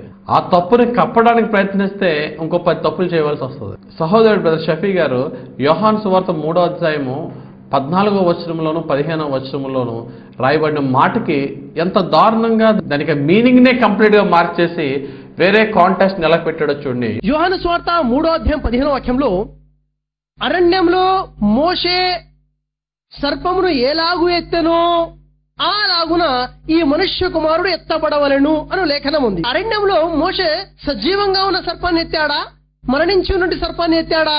సజీవంగా ఉన్న సర్పాన్ని ఎత్తాడా నేను తెలియజేశాను. యోహాను సువార్త 3వ అధ్యాయం 14వ వచనం, అరణ్యములో మోషే సర్పమును ఎలాగెత్తెనో అలాగే విశ్వసించు ప్రతి వాడును నశింపక ఆయన ద్వారా నిత్య జీవము పొందినట్లు మనుష్య కుమారుడు ఎత్తబడవలెను. అరణ్యములో మోషే సర్పమును ఎలాగెత్తెనో అలాగే మనుష్య కుమారుడు కూడా ఎత్తబడినప్పుడు ఆయన యందు విశ్వసించే ప్రతి వాడును నశింపక నిత్య జీవము పొందును అనే మాటని ఇక్కడ తీసుకున్నప్పుడు, అవునండి, అరణ్యములో మోషే బ్రతికున్న సర్పాన్ని పైకెత్తాడు, అలాగే యేసు ప్రభు బ్రతికుండగానే చనిపోకుండానే యెహోవా దేవుడు ఆయన్ని పైకెత్తాడు. కాబట్టి ఆ యొక్క సర్పము గురించి ప్రభువు చెప్పిన ఆ యొక్క ఉదాహరణ యెహోవా మోషేకిచ్చిన ఆ యొక్క వాగ్దానంలో మొట్టమొదటిగా మండుచున్న పొదలో నుండి మోషేతో యెహోవా హోరేబు కొండ మీద మాట్లాడుతున్నప్పుడు నీ కర్ర కింద పడేస్తే అది పాము అయిపోద్ది, పాము తెస్తే మళ్ళా కర్ర అయిపోద్ది అనే మాటకి ఆయన కలిపేసి అరణ్యంలో మోషే పైకెత్తాడంటే ఆ కాంటెస్ట్ని ఆయన వాదించాడు. మీరు ఎన్ని బైబిల్ తీసుకోండి, రెఫరెన్స్ బైబిల్ తీసుకోండి, యోహాను సువార్త 3వ అధ్యాయం 14-15 వచనానికి క్రాస్ రెఫరెన్స్ ఒకటి పెడతాడు. Gospel of John chapter 3 verse 14లో, and as Moses lifted up the serpent in the wilderness even so must the son of man be lifted up. ఇక్కడ చూడండి 14వ వచనంలో క్రాస్ రిఫరెన్స్ చూడాలంటే ఈ యొక్క వచనానికి ముందు ఏ అని పెట్టాడు. 14వ వచనం ఏ, ఇక్కడ క్రాస్ రిఫరెన్స్లు అన్ని ఇక్కడ ఉంటాయి. 3వ అధ్యాయము ఇక్కడ 14వ వచనం మనం చూసినప్పుడు ఇదిగో 14వ వచనంలో ఏ ఇక్కడ ఇచ్చాడు. నెంబర్స్ 21:9, సంఖ్యాకాండము 21:9. 14వ వచనంలో ఏ అంటే 14వ వచనంలో ఏ మోజెస్ అనగా మోషే సర్పాన్ని పైకి లేపిన సందర్భాన్ని ఇక్కడ సంఖ్యాకాండం 21:9 అని ఇక్కడ క్రాస్ రిఫరెన్స్ ఇచ్చాడు. మీరు ఏ బైబిల్లో చూసినట్లయినా సరే ఈ క్రాస్ రిఫరెన్స్ 21:9 అంటే ఎత్తడి సర్పం గురించిన రెఫరెన్స్ మాత్రమే అనే సత్యాన్ని తెలుసుకోవాలి. మోషేతో దేవుడు మాట్లాడింది నిర్గమాకాండం 3వ అధ్యాయంలో ఆ యొక్క హోరేబు కొండ మీద మండుచున్న పొదలో మాట్లాడుతున్న మాట ఎక్కడ కూడా క్రాస్ రిఫరెన్స్లో ఏ బైబిల్లో ఉండదు. ఆ క్రాస్ రిఫరెన్స్ ఎక్కడ ఏముంటుందంటే సంఖ్యాకాండం 21వ అధ్యాయం 9వ వచనంలో మోషేకు దేవుడిచ్చిన మాటని ఆ యొక్క క్రాస్ రిఫరెన్స్లో మీరు చూడొచ్చు. నిజంగా అక్కడ జరిగింది ఏంటంటే ఇశ్రాయేలీయులు తప్పు చేసినప్పుడు, దేవునికి విరోధంగా ఉన్నప్పుడు, తాపకరమైన సర్పాలని దేవుడు పంపినప్పుడు ఆ యొక్క పాము కాటు ద్వారా అనేక మంది చనిపోయారు. అప్పుడు మోషే ఇంకా ఇశ్రాయేలు పశ్చాత్తాపడి ప్రార్థన చేయగా దేవుడు అన్నాడు, ఒక ఎత్తడి సర్పాన్ని తయారు చేసి దాన్ని ఎత్తైన చోటను పెట్టు, నశించిపోతున్న ప్రతి ఒక్కడు దాన్ని చూసినప్పుడు మరలా బ్రతుకుతాడని సంఖ్యాకాండం 21వ అధ్యాయం 9వ వచనంలో యెహోవా దేవుడు మోషేకి చెప్పాడు. అదే మాట యేసు ప్రభు కూడా నశించిపోతున్నవాడు నిత్య జీవము పొందినట్లు అనే మాటనే యోహాను సువార్త 3వ అధ్యాయం 14వ వచనంలో చెప్పాడు. అంతేగాని మండుచున్న పొదలో హోరేబు కొండ మీద నశించిపోతున్నవాడు నిత్య జీవం పొందుతాడు లేక చచ్చిపోతున్నవాడు బ్రతుకుతాడు అనే మాట అసలు సందర్భం లేని మాట అది. కానీ షఫీ గారు ఒకటే బ్లైండ్గా బ్రతికున్న పామునే పైకెత్తాడు కాబట్టి బ్రతికున్న యేసు ప్రభునే యెహోవా పైకెత్తాడు, తప్పిది అని చాలా అడ్డంగా వాదించారు ఆయన. సరే, మీ వాదన మీకు మంచిగా ఉంటే అది సరే, కానీ అదే వాదన క్రైస్తవుల మీద రుద్దడానికి మాత్రం ప్రయత్నించొద్దు మా సహోదరుడా. ఈ యొక్క సత్యాన్ని మీరు తెలుసుకుంటే మంచిది, తెలుసుకోకపోయినా అది మీ యొక్క విల్ అండ్ విష్. తర్వాతగా యేసు ప్రభును ఉంచిన సమాధి చాలా పెద్దది, అందులో నడవటానికే ఉండడానికి అన్ని సదుపాయాలు ఉన్నాయని చెప్పి షఫీ గారు యేసు ప్రభు వారి గురించి మాట్లాడుతుందంటే నేను ఒకటే మాట అన్నాను, సమాధి పెద్దగా ఉంటే అది సమాధి కాదా? ఆయన గొయ్యి తీసి గొయ్యిలో పాతి పెట్టలేదు. యూదుల్లో మామూలు సామాన్యులు చనిపోతే తవ్వి గోతుల సమాధి చేస్తారు. ఒక రిచ్ పీపుల్ ధనవంతుని సమాధి, ఒక పెద్ద రాతిని తొలిపించిన సమాధిలో యేసు ప్రభుని పెట్టారు. ఒక స్పేషియస్ టోంబ్ అది. అలా స్పేషియస్ టోంబ్లో పెట్టడం వల్ల ఆయన ఏమీ సమాధి చేయబడలేదు అని బ్రదర్ షఫీ గారు అంటే నేను కొన్ని ఎగ్జాంపుల్స్ ఇచ్చాను. తాజ్ మహల్ చూడండి, అది సమాధి కాదా? ఈజిప్టియన్ పిరమిడ్స్ చూడండి, అది సమాధి కాదా? హైదరాబాద్లో ఎన్టీఆర్ గారు సమాధి చూడండి, అది సమాధి కాదా అంటే దానికి ఆయన వ్యంగ్యంగా ఏం తీసుకున్నారంటే మరలా రికార్డింగ్లో ఆయన అన్నారు, తాజ్ మహల్లో పాస్టర్ జోసెఫ్ ఎడ్వర్డ్స్ గారు ఎప్పుడూ వెళ్ళలేదేమో అన్నారు. పాస్టర్ జోసెఫ్ ఎడ్వర్డ్స్ గారు వారి జీవితంలో ఒక్కసారి కూడా ఆగ్రా వెళ్లి తాజ్మహల్ దర్శించలేదని నాకు అర్థమైపోయింది. అందులో ఏమున్నది?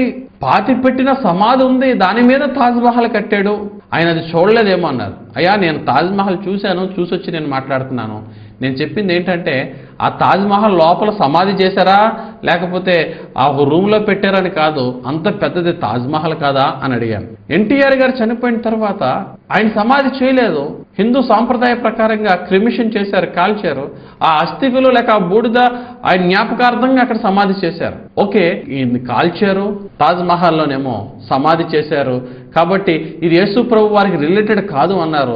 ఆయన తెలివిగా రెండే చెప్పారు, కానీ నేను 3 ఎగ్జాంపుల్ కూడా ఇచ్చాను, దాన్ని మాత్రం ఆయన హైడ్ చేశారు. 3 ఎగ్జాంపుల్ ఏంటి? ఈజిప్టియన్ పిరమిడ్స్ అన్నాను.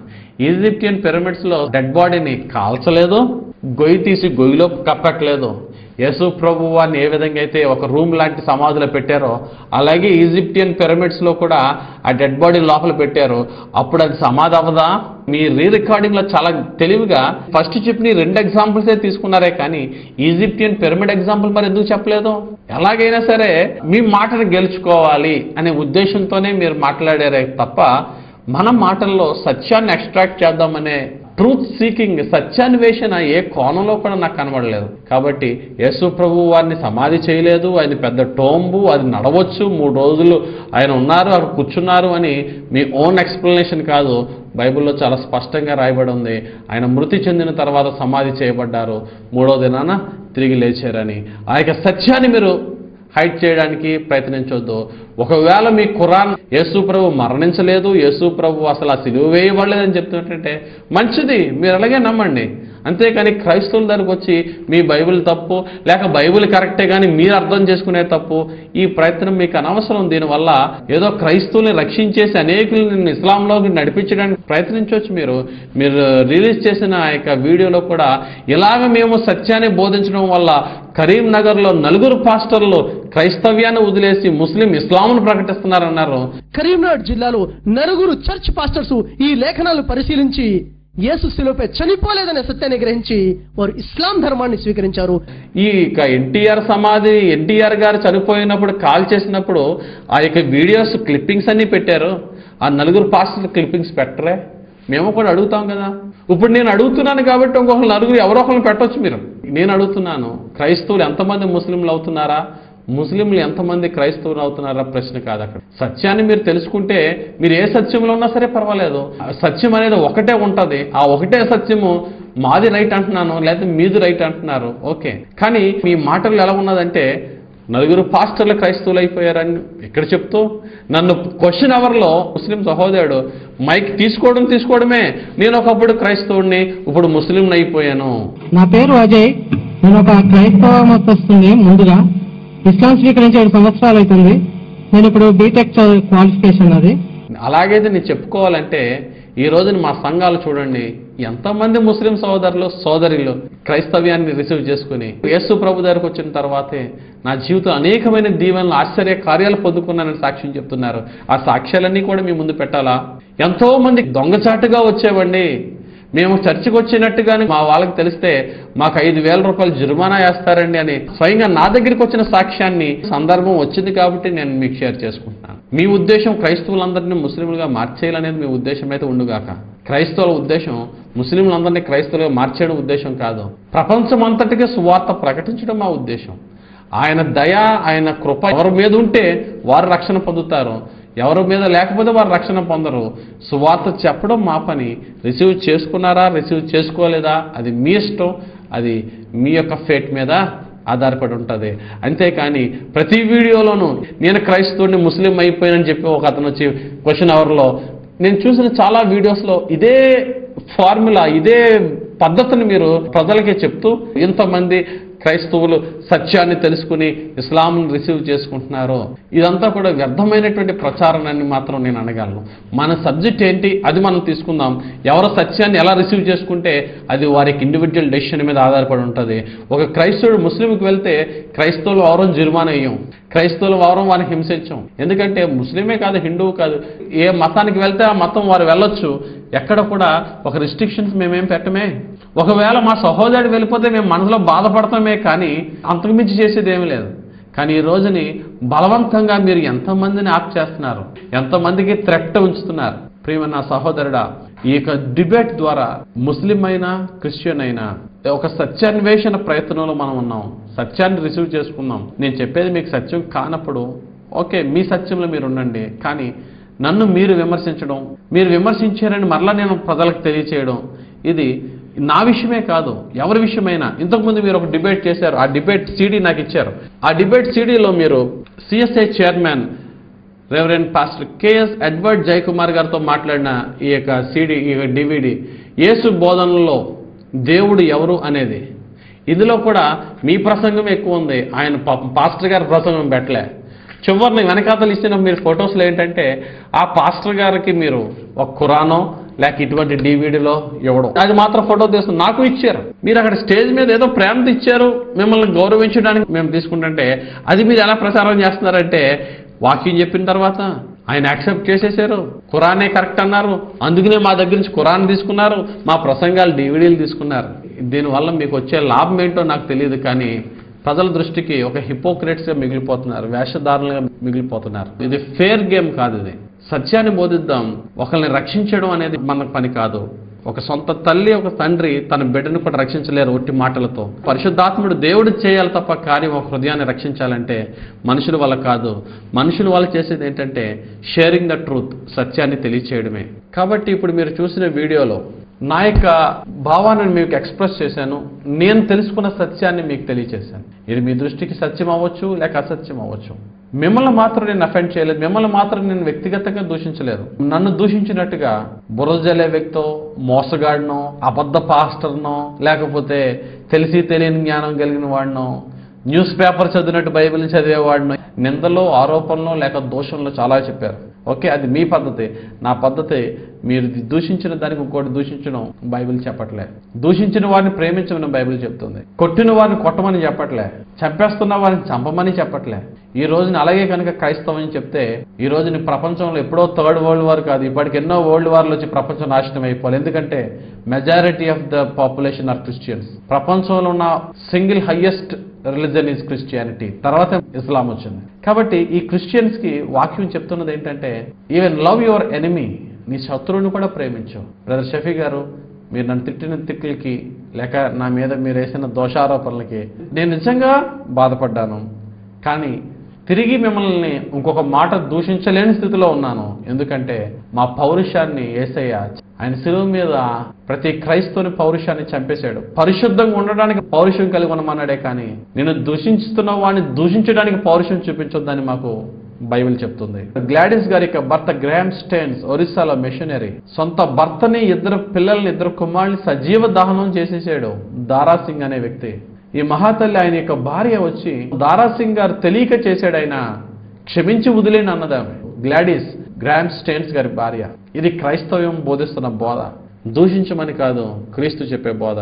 కాబట్టి ఈ డిబేట్ ద్వారా మనకు పరిచయమైన ఈ యొక్క పరిచయాన్ని ఒకరిలో ఒకరు తప్పుల్ని చూపించుకుంటూ ఒక ఎనిమీస్గా మిగిలిపోకుండా ఎవరు ఏ సత్యాన్ని విశ్వసిస్తే ఆ సత్యంలో ఉందాం.